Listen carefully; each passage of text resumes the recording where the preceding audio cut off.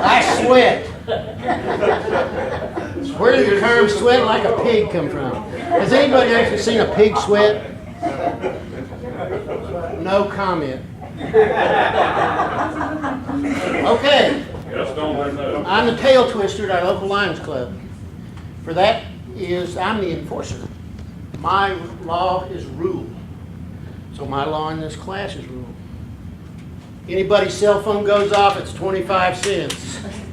There it is right there. You better check. 25 cents. No cell phones. They can vibrate. You get up and go to the back and go outside and talk and be fine.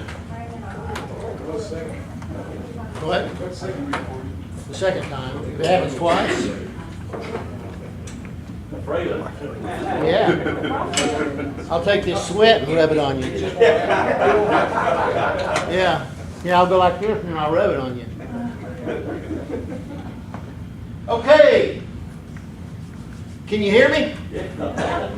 Good. We're going to talk about record keeping.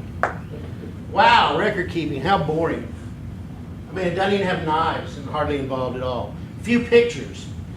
But you know what? If I made everybody in here tell the truth, amen truth. How many of you have ever bought a knife you thought you didn't have it, and then when you went to look, you had one already? There you go. See, hands are raised up. There you go. Now we're hitting it. Now we're getting there. Well, you thought you didn't have it. Well, you know, you may not have bought it if you didn't. I'm guilty of sin. I thought I found a great knife. I went in there and looked. Well, heck, I already had that one. You know, I could have spent that money on something else. There's one reason to have good records. Number two is that insurance is much better if you have records. Has anybody ever had a house fire? Has anybody here had a house fire? Oh, your camper burned up? Yeah. But if you ever have a house fire and you go through that insurance experience, you know, you'll become a believer. You'll believe in the truth. And so that's what a good record does for your knife collection. I don't care if you've got 5 right now, 10. You need to start a knife record. If you got 450, you're going to have to work at it. And but you better do it. And then it also applies for later on in life when your family, after you pass on, can go and figure out what you got and divide it out amongst the children or grandchildren without a fist fight. As many floods as we're having nowadays, there you go. You know, you can have a flood in your house and you wouldn't even have, knives would be injured. So that's what record keeping does. And in my case, I'm going to lose all my knives if a fire comes. Because once the ammo starts going off, the firemen are going down the street. They're going down the street, and then you get a drop of water put on my house. It'll burn me. So, record keeping. That's what we're going to talk about. Getting started is the hardest part, like anything. Like writing these seminars. You know, it takes me a month to get started. And then I have 2 days left. No. And so it wasn't that bad, but it was close. I was up at 4 a.m. a couple times typing. Anyway, it was all on the photography one. That was the hardest. Here's just an example of what I use. Sometimes I have some in little manila envelopes. You can find those at an office supply store. Here you can see I've got a rubber band around with a little piece of paper. I've got a little piece of dot, one of those little dots you buy at an office supply store. That's stuck on there. And here again, same thing. And then here's a piece of paper in your plastic sheet with your printed photographs and the description of your knives on it, as you were speaking of. And then here's Larry and I use this. And Larry's the one that got me going on it. And all these things today, I have copies you can take with you. You don't have to make them. You can copy them. And like this card right here that I'm going to talk about right there, there's 4 of them on there. You can get 4 on a sheet. I've got heavy duty stock, like 150 pound, I guess, stock. And it makes a card. And it goes in one of those card holders, little index file, keep it right by my typewriter. Somebody types me a message, says, what about this knife? I can go right to that little card index and flip through there and see if I got one. And I can tell them about it. So, and here you can see where I've marked on a blade. Oh my gosh, I've marked on a blade. Your knives are too valuable to have a mark on them. Man, that's bull hockey. Step 1, the knives. You establish a system to mark your knives. Here I've got several I'm showing, I've already talked about. You have little stickies that you can buy at your office supply store. Usually you probably, you get white or you get other colors. You could even color code them if you wanted to. Here I've marked on the blades of these 2 knives. Here I've put a piece of paper with a rubber band and more stickies, little dots, pieces of paper, a little envelope. There's all kinds of methods, and you can find one that you like. You want one that'll last and do good. If you're going to stick something on a knife, likely you need to take a little bit of alcohol in a Q-tip. See, that one's not going to last. I've had them, I opened the drawer up and the little things have fallen off. Which one did that knife go on? Or I'll take it out and I'll carry it 3 feet and set it on the desk, and then where did the sticky go? And I go like this, it's on the bottom of my foot. So, clean your little spot with some alcohol, get the oil off, and put your little sticky, no matter whether it's a piece of blue tape, green tape, or these little stickies you buy. And I do not recommend putting them on nickel, silver, or the brass, because we don't know how active the adhesive of different kind of things are. And so we don't want to discolor our metal. I would put them on the scales, which are usually plastic or wood, and heavily varnished, and you'll do a lot better, I think, without hurting any metal. The most secure way, the easiest way, blue painter's tape wrapped in a circle. But that's got a problem. You can't open the knife without tearing the tape. So if you have some safe queens that you're never going to open, or you have something you're not going to ever fool with, you can wrap a blue painter's tape around it. I did a few of those that way, and I decided I didn't like it. You can try it, do your own thing. Here you go, there's one on a 112 Segua, and a little sticky on that. There's a sticky on the handle of a 100. And then here's the little dot method. And you can put little dots on them. And there'll be another screen at the end here where I'm going to talk about little dots for you people that are as paranoid as I am. I'll bait you in with that statement. Pieces of paper wrapped with rubber bands. Not a bad method. Use good paper. Don't cheap out. Use a piece of edge of a newspaper. Use good clean paper that won't just put chemicals down on any metal. These are real good typing paper, pieces of paper that I cut specially just to do that. And you see right here, what's that? Recycled newspaper rubber band. No, we are not environmental. Those things within a short period of time rot and break. Go to the store and buy really good rubber bands and get some different colors. You can have a color coding system. Newspaper rubber bands will break. Especially if you leave them in there 5 or 6 years, they'll dry up and rot and break. Boxes. How do you mark a box? Well, you say, it's marked on the end. Why do I need to mark the box? I got news for you. You want to know exactly what you had in there if you take a knife out and put it in a display and put the box somewhere else. And so you can say exactly what it is and when you bought it, how much you paid, blah, blah, blah, all on this piece of paper. And it's not necessarily stuff that this end is going to tell you. So that's the method to store your boxes, your empty boxes. And I have all my empty boxes. I put my knives in a gun case. I put every knife I take out of the box. And the boxes are all in a filing cabinet, just thrown in there. I don't know which ones are in which drawers. You can be anal if you want to, and you can make a list for your boxes. So there you go. Okay, the controversy. Writing on the metal. Well, I got news for you. If you go to the NRA Museum, they've written on the guns.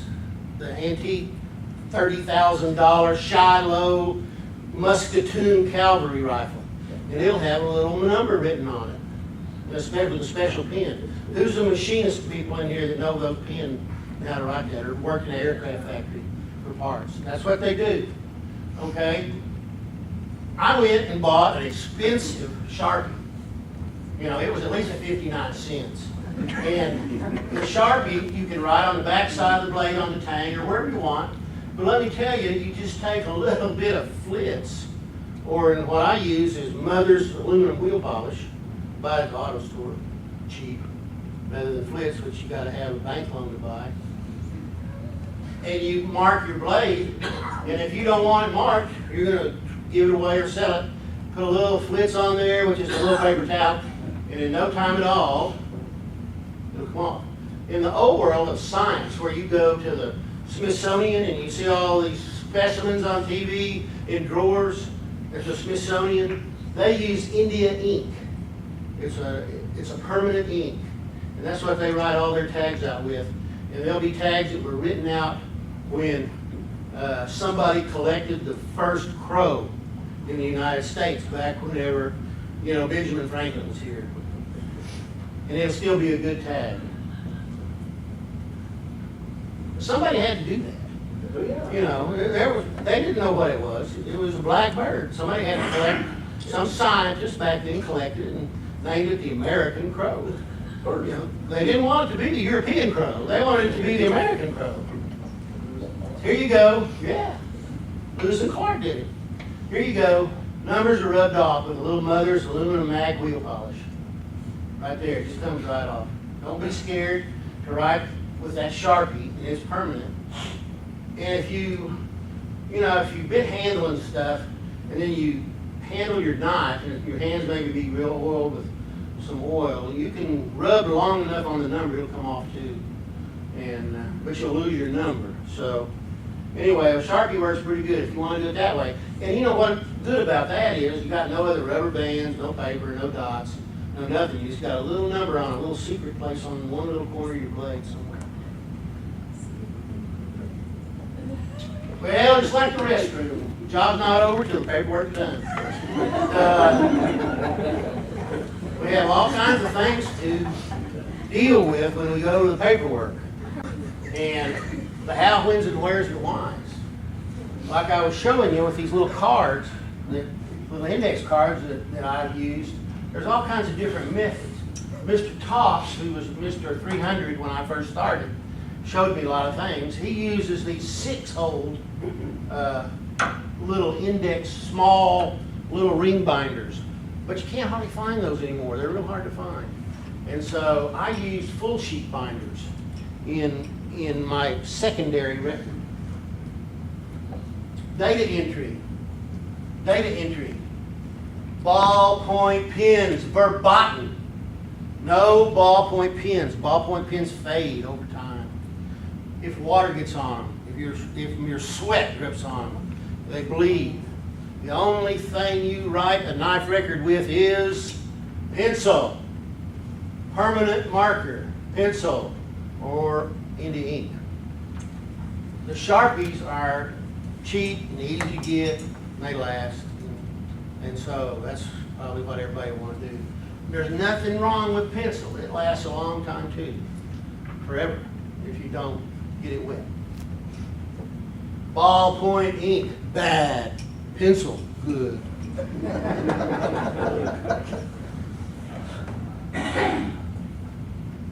I wear a belt and suspenders.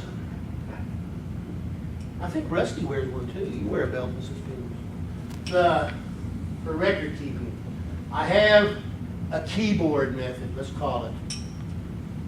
But I also have paper method. Here's my paper method I was telling you about.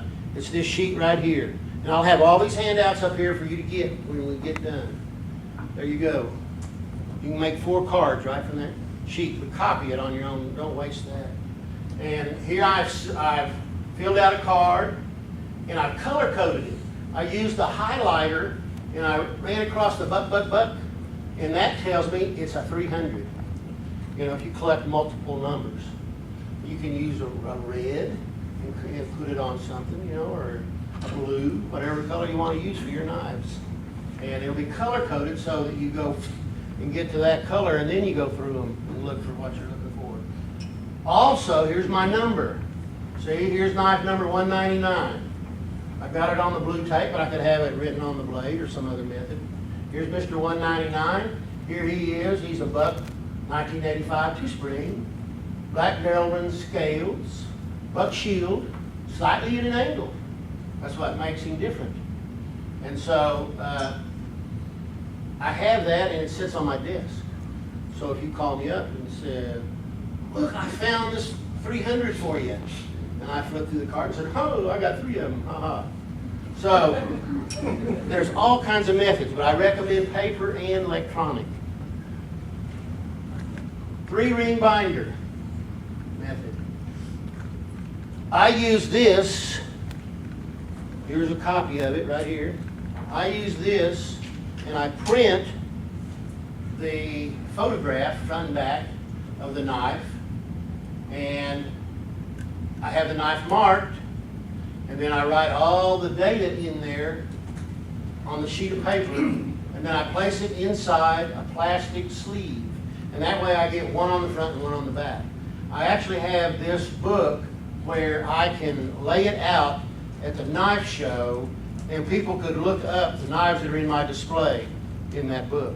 But you can have it as your own personal record too, and you use your number up here in the corner, number 199. Another method, an older method that for you people that are not wanting to become a computer geek, you can print your sheets and fill them in, and then get your photographs and glue them on the sheet, and have a record for a 3-ring. You can punch holes in this one, and you can have a record also. This is called rubber cement. Do not use super glue. Do not use any other glue but rubber cement, and that's so you can remove the photograph. You can take the photograph off the paper without tearing the paper up. And that could become important for some reason. But why not think ahead? You know, let's plan for the worst. So here's a David Yellow Horse, 314, and it's done the old style. All right, here's the little 6-ring, 1, 2, 3, 4, 5, 6 holes. Little bitty ring binder that Mr. Toff's developed. And here I have the knife marked with a little red dot. And then here's your number up at the top. And then there's the information on it. I've got you a sheet up here where you can copy it and then cut them apart, you know, and make you 3 sheets. I also blew it up, and there's a sheet with it blown up into full size. If you like that, I didn't get very many of those, so you need to share if everybody wants one. And it's a full-size sheet of the same little page. It's all blown up to go in a 3-ring binder, which are much more common to find. You know, Wally World will have those. And so that's just another method. You're going to find whichever one of these you fall in love with, you can take to the dance. All right. Pencil and paper is old school. I want to do it electronically with the new age. I lost data. My computer died 3 years ago. I lost 2 Blade Show photographs of like 40, 50 photographs of old guys. And now we're really old. You cannot rely on a stinking, you're relying on a cloud. I mean, it just exists out there. You can't see it, you can't handle it. And so, I like to have a belt and suspenders on. But, electronics has its purpose, and for one method, here's a sheet by Mr. Richard Matheny, and there, right there, is his name. And Mr. President has spoken to me that we will be able to possibly, with all credibility, put this on the website, and you'll be able to pull it off as an Excel page. You can put it on your computer, and then you can have a computer form, and then you can have a piece of paper, and keep them separate locations. And you're ahead. Belt and suspenders. Remember belt and suspenders. Tomorrow we'll talk knife photography. I don't take pictures. I'm not talking about taking pictures of the ocean. I'm not talking about taking pictures of kids. I'm not talking about taking pictures of your schnauzer. I'm talking about taking knife pictures. I have never used a scanner. Is anybody in here real scanner competent? Are you Herbert? You use on a scanner? Mm-hmm. Okay. Well, you should get up here and and speak in German, and then we'll try to interpret. And tell us all. If anybody wants to know about scanners, ask him. And I don't know how to use one. And you can see this on the top of my Canon copier. That's a pretty sorry-looking picture. And I don't know how to do it, and so I'm not going to talk about it. If somebody knows how to do it, you know, good. And there's nothing wrong with it. I would recommend that you do both front and back. And always in a photograph, even though I don't have it in this one, I like to have a ruler. That's a science thing. Have a ruler in the photograph. It gives you a perspective or scale to the knife in the picture in question. Wow. I mean, you know, photography's so hard. I'm going to talk about this some more tomorrow, but wow. You know, it's hard. Photography's hard. Look what I'm doing. I got a dinky little tripod and a dinky little camera, and I made 2 pictures of my knife, and that one's a little, I can do better than that. And then, but there's the number on it. You can do that good. And I'm going to tell you the cardinal rules of what I'm going to tell you tomorrow. Tomorrow in the knife photography has 2 rules. Rule 1, get plenty of light. This light is crummy light. See how yellow things are? That's crummy light. You want good light. You want sunlight or light bulbs that are daylight of the same temperature.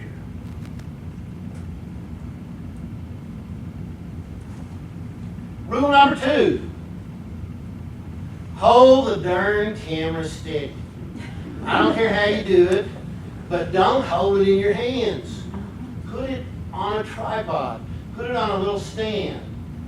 Duct tape it to a piece of pipe. I don't care, but hold the darn camera steady.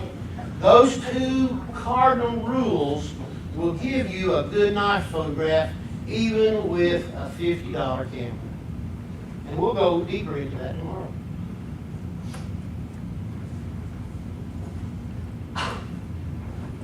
The right color light. Oh look, here's that light box that we were talking about with the custom knives. This is my light box at home. I'll talk about that tomorrow more. I'll make me into my photography session. Here is the right color light bulbs. Daylight. For you pseudoscientists that are coming up to rule the world, it's a 5,000 Kelvin light temperature. Some guy named Kelvin come up with some light thing, and that's how you talk about it. It's 5,000 Kelvin. Here's my rulers. I got several kinds of rulers I put in the photos. And tomorrow, I'm going to talk about this stuff. That's secret. And you're going to get that tomorrow. And you're going to need some of that. But I only have new-in-the-box knives. I don't have any loose knives. All my knives are in the boxes. Okay. But you better be marking your knife. And you better be putting your piece of paper on the box. And you better be getting a good rubber band and not recycling newspaper rubber bands. And you never know what could happen. In Oklahoma, it could be a tornado. But yet, it's not blowing away to Texas, but it's blowing all out in the yard. So you're starting to go pick all this stuff up, it's all confused. And so if you have your knife marked and you have your box, you can probably get them back together. Think about the worst case scenario.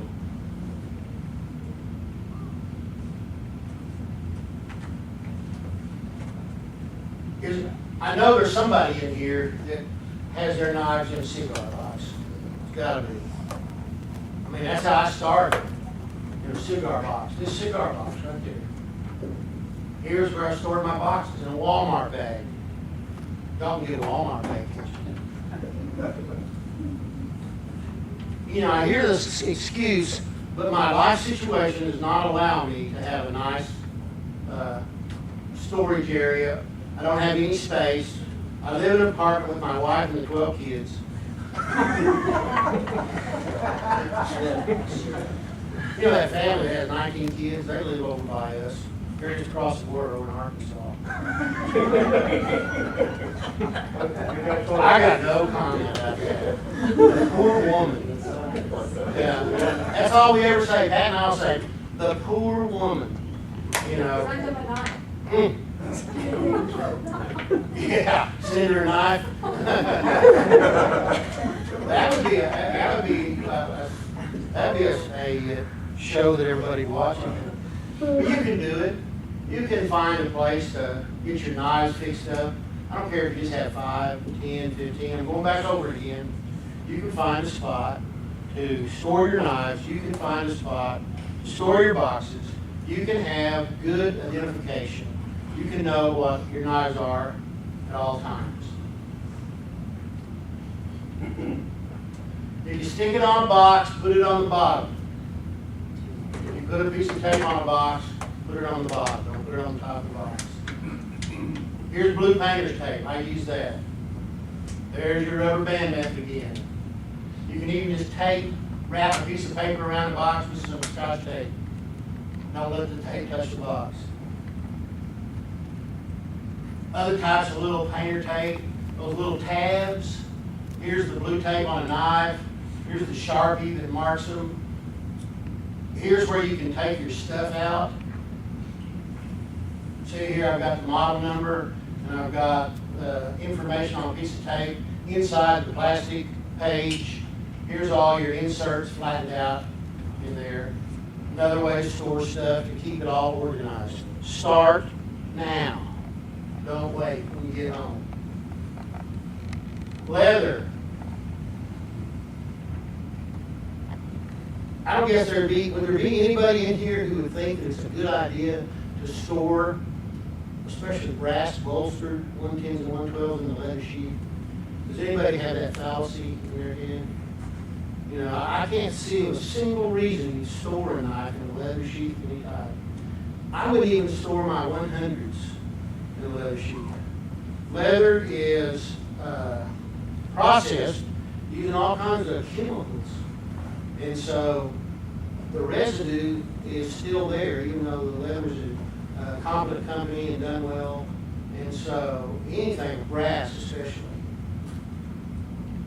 Are you storing everything in the basement? I mean, if we're storing in the basement and you don't have a dehumidifying system, have you ever opened, everybody's opened up an old knife and sheath, especially 110 or 112 brass ends, and the green mold appears. That's going to happen. Don't store your knives in a damp spot. Don't store them. If you got a basement, you're going to have to come up with some plastic tubs or something like that you can seal off, and you can put a dehumidifier, a little box of that salt stuff down in there to dehumidify your box. Leather comes in all qualities. You know, this knife is, I'd call that a used sheath. Maybe a grade 2 out of 10, but you know, it's still a sheath. It might be a rare one. Who knows? And so I would recommend marking them on the belt loop. And you can put a piece of tape on there. It's pretty good. And especially if it's old, if you've oiled your sheaths, that may not work so good. In that case, wrap the tape around your belt loop, or wrap your paper around the belt loop and put your tape over where the two pieces of paper come together, and it'll be around the belt loop of the sheath. And that's how you can mark your sheath.